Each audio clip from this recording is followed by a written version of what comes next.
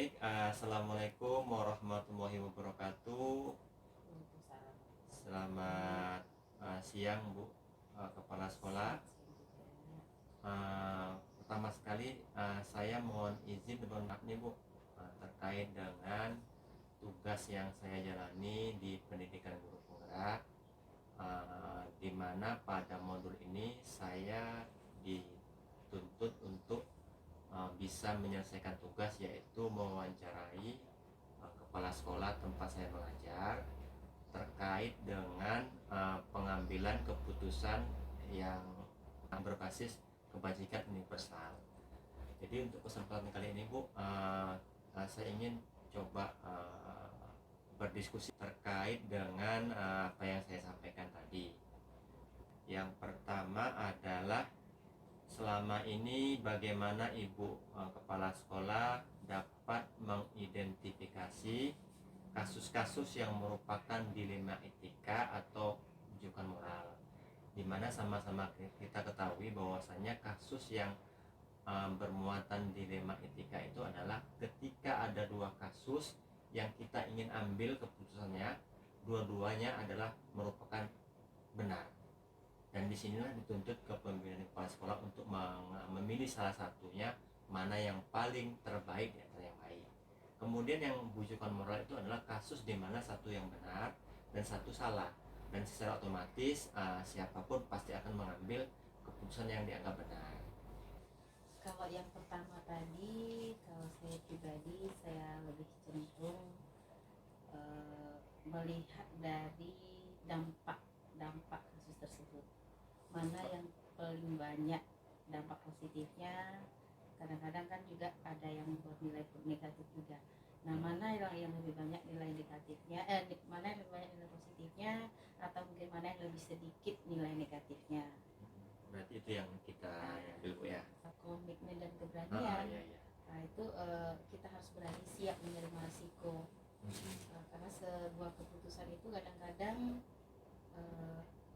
pasti ada risikonya bagi kita pribadi. Apalagi selaku pimpinan, kadang-kadang harus membuat orang menilai negatif terhadap kita, apakah bisa dikatakan terlalu kejam misal. Dan itu juga kadang-kadang bisa jadi berlawanan dengan hati nurani saya.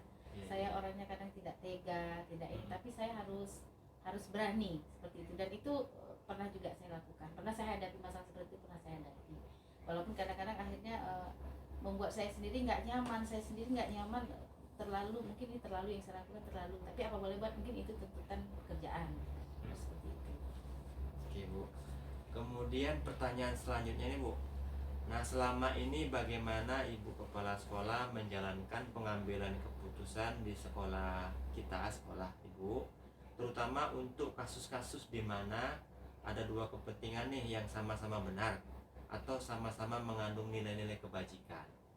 Harus mencari, mengorek dulu ke masalah tersebut, apakah dari memanggil oknumnya, misalnya pelakunya. Kemudian saya juga biasanya berdiskusi melibatkan biasanya para wakil saya. Kemudian kalau masalahnya tadi saya lihat, saya cocokkan dengan masalahnya. Jika ini misalnya berkaitan dengan pribadi guru, ini bisa saja saya melibatkan humas. Tapi mungkin kalau ini bermasalah dengan kinerja guru, barangkali saya bisa berdiskusi dengan kurikulum. Jadi saya cenderung melibatkan wakil, bahkan mungkin bisa jadi melibatkan komite. Selanjutnya nih Bu, langkah-langkah atau prosedur seperti apa yang biasa Ibu lakukan selama ini dalam mengambil keputusan tersebut? Seperti tadi ya, mengidentifikasi masalahnya, mengkaji dari dampak masalah tersebut. Ini kadang-kadang masalah tersebut bisa berdampak buat teman-teman di sekolah, buat anak didik, tapi bisa juga mungkin dampaknya itu bisa pada nama baik sekolah, misalnya seperti itu. Jadi mengkaji dari dampak masalah tersebut, kemudian berduduk bersama dengan para wakil, kemudian terlebih dahulu meminta pendapat dari para wakil dulu, walaupun barangkali saya punya pendapat ide sendiri dulu, tapi saya simpan dulu ide saya ingin korek dulu dari para wakil.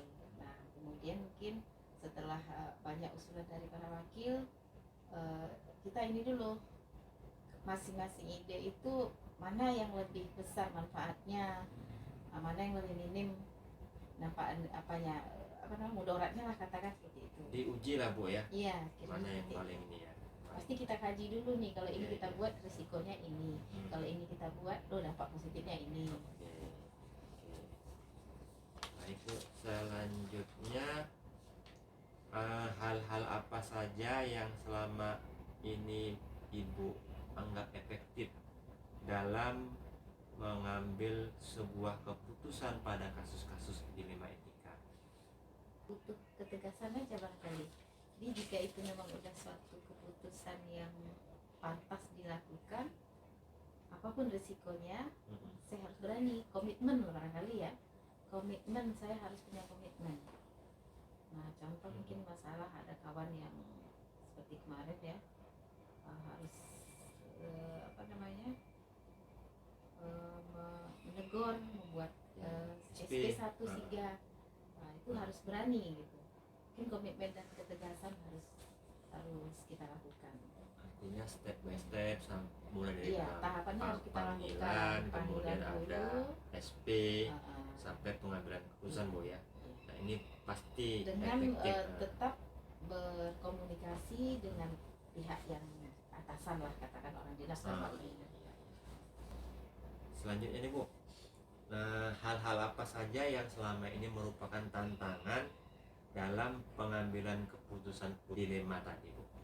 Tantangannya itu pertama kita harus siap, kalau tadinya mungkin kita dipuji lembut apa segala macam baik, tapi kalau kita udah berani buat keputusan, tantangannya itu kita harus siap dibenci orang, dikatakan kejam, bahkan itu sampai terdengar di telinga sendiri kadang. Ya kita harus siap untuk itu, harus siap untuk itu, siap bahkan mungkin bisa jadi di jelek lah, bisa jadi ya. Itu tantangan berat Bu ya. Nah selanjutnya ini Bu, apakah Ibu Kepsek memiliki sebuah jadwal tertentu dalam sebuah penyelesaian kasus dilema etika? Apakah langsung diselesaikan di tempat atau memiliki sebuah jadwal khusus untuk menyelesaikannya? Dua-duanya pernah saya lakukan. Kalau dulu begitu ibaratnya menemukan, dihadapkan dengan kasus, biasanya saya langsung selesaikan, apakah langsung memanggil atau bagaimana, minta informasi. Namun kadang-kadang terakhir ini mengingat problemnya juga kadang-kadang agak banyak, problemnya semakin banyak dan juga saya semakin sibuk. Terakhir ini saya atur per jadwal. Jadi terakhir ini, beberapa bulan terakhir ini saya hanya katakanlah mereka akhir bulan. Nanti dijadwalkan kapan harus menghadap ke Ibu ya. Pakai jadwal. Jadi kadang-kadang kalau kita lihat satu orang itu kadang-kadang mau 3 permasalahan dalam 1 bulan, tapi cukup satu kali aja dengan poin-poinnya dipisahkan. Oke Bu. Selanjutnya nih Bu, adakah seseorang atau faktor-faktor apa yang selama ini mempermudah atau membantu Ibu nih dalam pengambilan keputusan dalam kasus-kasus yang dilema tadi Bu? Iya, yang pertama tadi kan rekan wakil ya. Tapi kadang-kadang juga selain wakil, komite juga Bu ya? Iya, komite. Atau dan bahkan ada juga kadang Kacap. Oh iya Pak Kacap, bisa jadi ya. Baik Bu, kita masuk di sesi terakhir nih. Dari semua hal yang telah disampaikan tadi, nah pembelajaran apa yang Ibu dapat rasakan atau dapat dipetik dari pengalaman Ibu mengambil sebuah keputusan yang sangat dilema tadi Bu? Artinya begini, dalam suatu permasalahan memang kita harus tanggap mungkin ya. Harus tanggap. Kalau kita tak tanggap bisa jadi sebuah masalah itu tidak kelihatan ya kan, dari kita tanggap terhadap sebuah masalah. Nah yang kedua mungkin ya kita harus berani mengambil keputusan, walaupun keputusan itu kadang-kadang membuat kita tidak tega, bisa jadi seperti itu ya.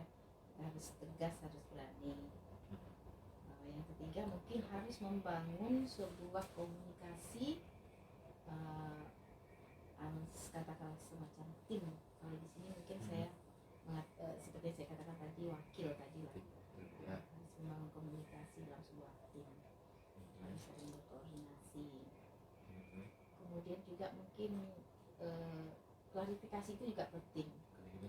Iya, kadang-kadang juga pernah juga saya menemukan masalah itu kan, ketika saya memanggil, ini contoh nih, ketika ada seorang guru yang dia tidak hadir tanpa keterangan, tetapi setelah saya panggil, saya minta klarifikasi, ternyata yang bersangkutan ada kabar, cuman kabarnya nggak sampai ke saya, jadi seperti itu. Jadi mungkin klarifikasi itu juga penting, kita nggak bisa langsung justice gitu. Baik Bu, terima kasih Bu. Untuk menutup kegiatan wawancara ini, saya ingin coba mereview sebentar terkait dengan pertanyaan dan jawaban yang disampaikan tadi. Memang kita di sekolah ini Bu, terutama kepala sekolah, saya yakin dan percaya selama ini banyak menghadapi pengambilan keputusan yang sifatnya dilema etika. Artinya dua-dua mengandung nilai kebenaran dan itu harus dipilih salah satunya. Dan disinilah peran pemimpin sekolah itu dalam mengambil sebuah kebijakan. Terima kasih atas segala kesempatan Bu yang sudah berkenan meluangkan waktu untuk bisa bincang-bincang terkait dengan wawancara pengambilan keputusan yang selama ini kita jalankan di sekolah. Mohon maaf Bu, barangkali ada hilap atau salah-salah ketika proses diskusi ini, saya mohon maaf Bu. Terima kasih Bu. Sekali lagi kita sudahi. Wassalamualaikum warahmatullahi wabarakatuh.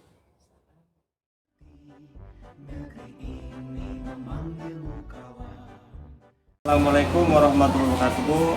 Selamat pagi menjelang siang Bu. Selamat siang. Apa kabarnya Bu hari ini? Alhamdulillah Sehat Bu ya. Baik Bu. Pertama saya ucapkan terima kasih atas sambutan yang sudah Ibu berikan kepada saya terkait dengan wawancara yang sudah saya sampaikan semalam melalui WA.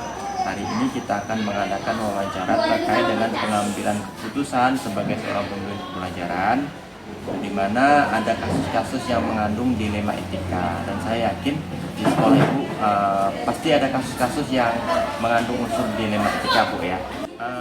Mohon izin ya Bu, ada beberapa pertanyaan yang ingin saya sampaikan ke Ibu terkait dengan pengalaman dalam pengambilan keputusan Ibu. Yang pertama ini Bu, selama ini bagaimana Ibu dapat mengidentifikasi kasus-kasus yang merupakan dilema etika atau kasus rujukan moral Bu? Kalau masalah kasus yang terjadi di sekolah ini banyak, terutama kasus yang terjadi pada siswa. Dan untuk mengidentifikasi masalah ini saya akan apa yang saya ambil,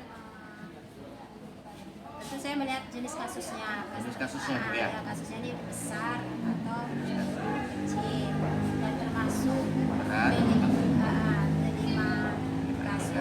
dilema etika atau rujukan moral.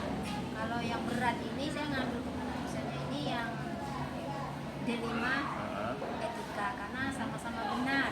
Kalau yang rujukan etika ini sudah jelas, misalnya satu salah satu benar. Nanti kalau benar-benar dilema etika tuh ya. Oke Bu, yang kedua nih Bu, selama ini bagaimana Ibu menjalankan pengambilan keputusan di sekolah Ibu, terutama untuk kasus-kasus di mana ada dua kepentingan yang sama-sama benar nih atau sama-sama mengandung nilai kebajikan? Untuk menyelesaikan masalah lah ya jelasnya menyelesaikan masalah ini, saya ada pembagian tugas untuk menyelesaikan masalah. Yang pertama ada masalah yang bisa diselesaikan oleh tiket, ada masalah yang bisa diselesaikan oleh wali kelas, ada masalah yang bisa diselesaikan oleh OSIS, ada masalah yang diselesaikan oleh BK, dan yang terakhir baru masalah yang diselesaikan oleh kepala sekolah. Apabila masalah-masalah yang tidak dapat diselesaikan oleh wali kelas, tiket, BK, OSIS, baru kepala sekolah menyelesaikan. Berarti penanganannya berjenjang ya Bu ya? Yang ketiga nih Bu, langkah-langkah atau prosedur seperti apa yang biasa Ibu lakukan selama ini? tadi ini Mbak Tika? Kasus tadi yang pertama tentu ada laporan kasus ya. Ada laporan kasus. Setelah ada laporan kasus, tentu kita mengelompokkan jenis kasusnya, termasuk kasus yang berat atau ringan. Kemudian termasuk D5 kasus atau rujukan D5 etika atau rujukan moral Bu ya. Kemudian kita setelah itu baru mencari bukti-bukti dari kasus yang telah dia lakukan, dan kemudian setelah itu baru setelah dapat bukti tentu diproses atau ditangani ya. Kemudian setelah itu sudah ditangani, baru diberikan sanksi sesuai dengan tingkat kesalahannya. Nah, tingkat kesalahan berat atau ringan tentu sudah ada di dalam aturan di sekolah. Nomor 4 Bu, hal-hal apa saja yang selama ini Ibu kepala sekolah anggap efektif dalam pengambilan keputusan pada kasus-kasus dilema etika yang dianggap efektif? Yang efektif dalam mengambil keputusan ini bahwa keputusan yang diambil tidak bisa sendiri. Tidak sendiri Bu ya. Harus ada kerjasama dengan pihak-pihak yang berkaitan dengan kasus ini. Jadi sangat mempengaruhi efektif dalam pengambilan keputusan. Atau adanya orang ketiga atau orang yang bisa Penengah. tidak membela A, tidak membela B. Selanjutnya nih Bu, hal-hal apa saja yang selama ini merupakan tantangan nih dalam pengambilan keputusan pada kasus-kasus dilema etika? Tantangannya ini apabila orang-orang tersebut sama-sama keras, sama-sama mengklaim apa yang dia lakukan itu benar. Kemudian tidak mau pula menerima masukan, ya. Tadi lah dia berapa dia benar, masukan dari siapa? Dan ini merupakan tantangan Bu ya. Berat untuk menyelesaikannya. Lanjut Bu nih, yang nomor 6, apakah Ibu kepala sekolah memiliki sebuah tata cara atau jadwal tertentu dalam sebuah penyelesaian kasus dilema etika, atau langsung menyelesaikan di tempat, atau memiliki sebuah jadwal untuk menyelesaikannya? Baik prosedur, bentuk prosedur atau seperti apa yang dijalankan selama ini? Kalau jadwal untuk menyelesaikan masalah itu mungkin nggak mungkin, karena kasus itu terjadi tidak bisa kita duga, bisa kapan saja terjadi. Jadi jadwal itu bisa kita buat setelah ada kasus, karena kasus ini kadang bisa yang diselesaikan satu hari, ada yang tidak bisa diselesaikan satu hari, bahkan sampai seminggu. Nah, disitulah baru kita buat jadwal. Jadi kita jadwal Bu intinya Bu ya. Selanjutnya nih Bu, adakah seseorang atau pihak atau faktor-faktor apa yang selama ini mempermudah Ibu dalam membantu yang pengambilan keputusan dalam kasus-kasus dilema etika? Ada. Bu ya. Biasanya kami bekerja sama dengan komite, dengan korbit, Bu ya. dinas, bahkan mabit-mabit dinas. Sampai kadang ke Babin ya Bu. Jadi yang terakhir ini Bu, sebuah kesimpulan nih Bu, dari semua hal yang telah disampaikan tadi Bu, pembelajaran apa yang dapat Ibu petik dari pengalaman Ibu mengambil sebuah keputusan? Ya, kalau untuk kesimpulannya ya, dalam saya mengambil keputusan, kepala sekolah tak bisa sendiri, harus ada kerjasama. Bu ya. Ada yang membantu memberi masukan. Tidak bisa sendiri. Dalam mengambil keputusan ini, kepala sekolah tidak bisa sendiri dan harus bijaksana, banyak pertimbangan lah. Ya pertimbangan Bu ya. Banyak pertimbangan, memilah-milah, pokoknya gitulah. Saya tarik kesimpulannya Bu, dalam sebuah penanganan kasus pengambilan keputusan yang bersifat dilema etika, berarti kepala sekolah itu memang harus bekerjasama, kemudian harus bijaksana, dan banyak pertimbangan yang harus dipikirkan untuk Baik sebuah dan benarnya. baik dan benar. Yang menerima sanksi nanti kalau nggak pas merasa dirugikan. Terima kasih nih Bu wawancara kali ini sangat luar biasa sekali Bu. Saya juga banyak belajar dari Bu ini terkait dengan pengambilan keputusan yang bersifat dilema etika. Jadi mudah-mudahan dengan wawancara ini saya juga banyak tambah ilmu saya terkait dengan itu. Dan saya doakan supaya ibu tetap sehat walafiat, sukses dalam memimpin sekolah ini Bu. Amin. Saya ucapkan terima kasih sekali. Saya juga mohon maaf nih sudah mengganggu waktu ibu untuk mengadakan wawancara ini. Assalamualaikum warahmatullahi wabarakatuh. Belajar bergerak berbagi untuk negeri. Assalamualaikum warahmatullahi wabarakatuh. Waalaikumsalam warahmatullahi wabarakatuh. Selamat pagi Bu. Pagi, Gimana kabarnya Bu hari ini Bu? alhamdulillah sehat. Alhamdulillah sehat Bu ya. Ya. Sebelumnya mohon izin nih Bu, saya dari SMA Negeri 3 Kampung Sako. Saya kan ikut pendidikan guru penggerak. Jadi salah satu tugasnya adalah wawancarai kepala sekolah, termasuk kepala sekolah saya dan kepala sekolah di lingkungan sekitar sekolah saya dalam hal pengambilan keputusan yang banyak terlibat dilema etika.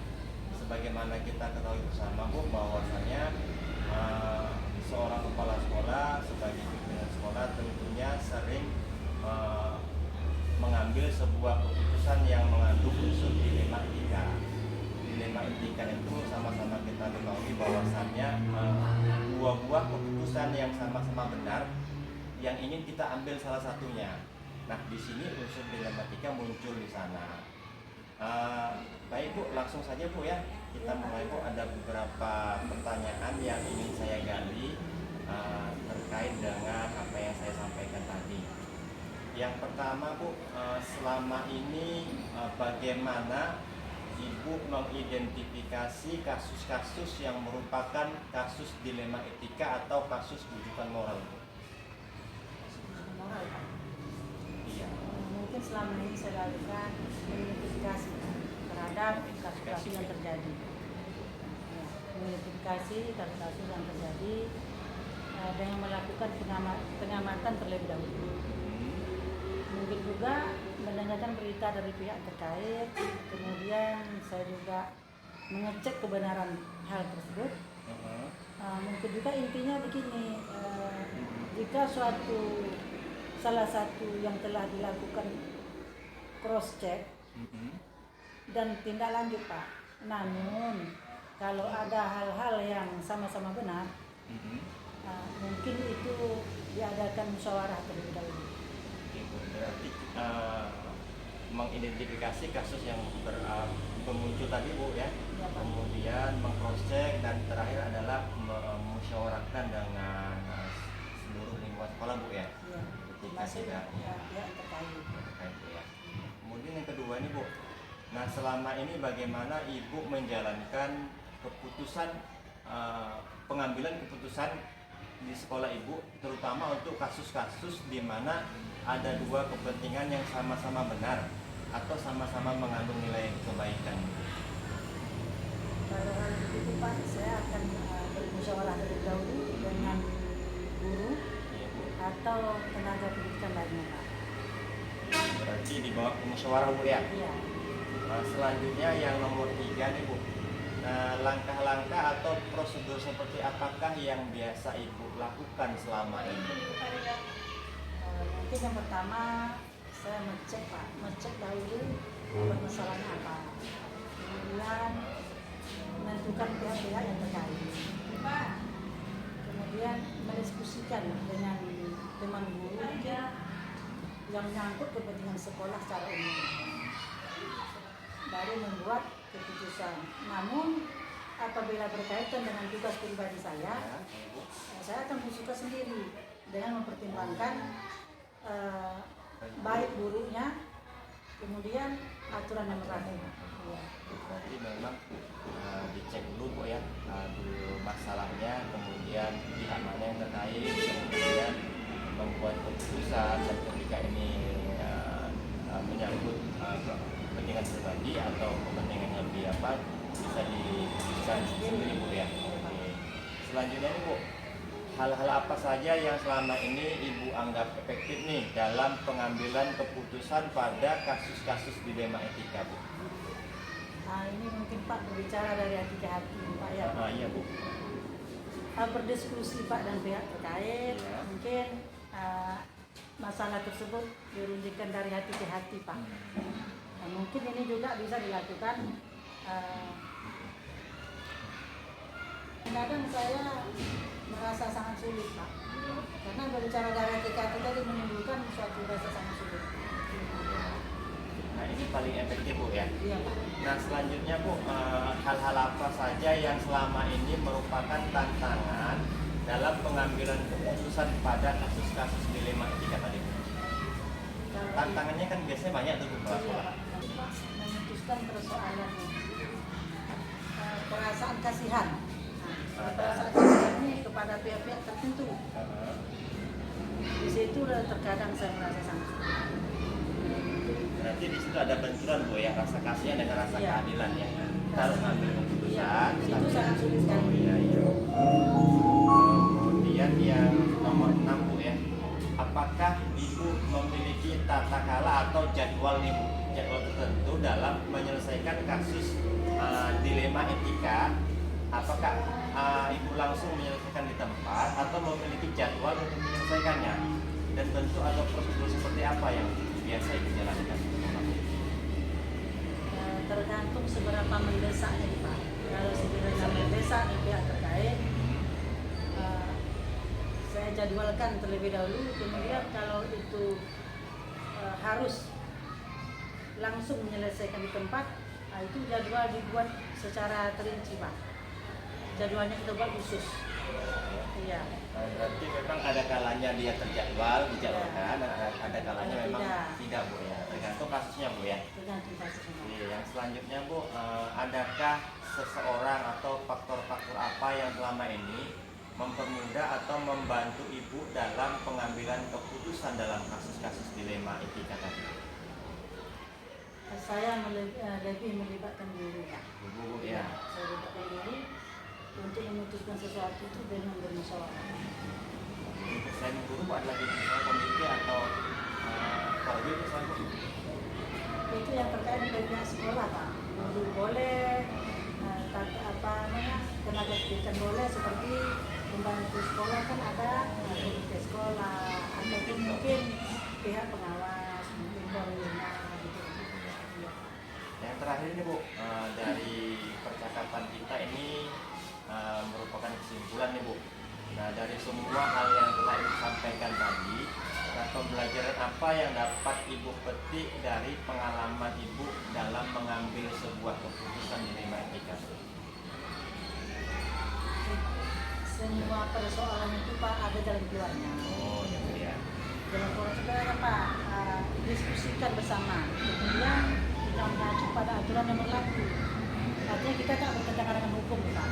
Iya, iya, Bu. Nah, kemudian mempertimbangkannya dampak baik, dampak buruk. Yang paling minimal dampak buruknya itu yang kita ambil, Pak. Oke, Bu ya. Berarti kalau saya garis bawah ini, Bu, dalam pengambilan keputusan memang setiap masalah pasti ada jalan keluar. Jalan keluarnya. Apalagi kalau kepala sekolah itu memang sering dihadapkan dengan pengambilan keputusan yang sifatnya dilematis, Bu ya.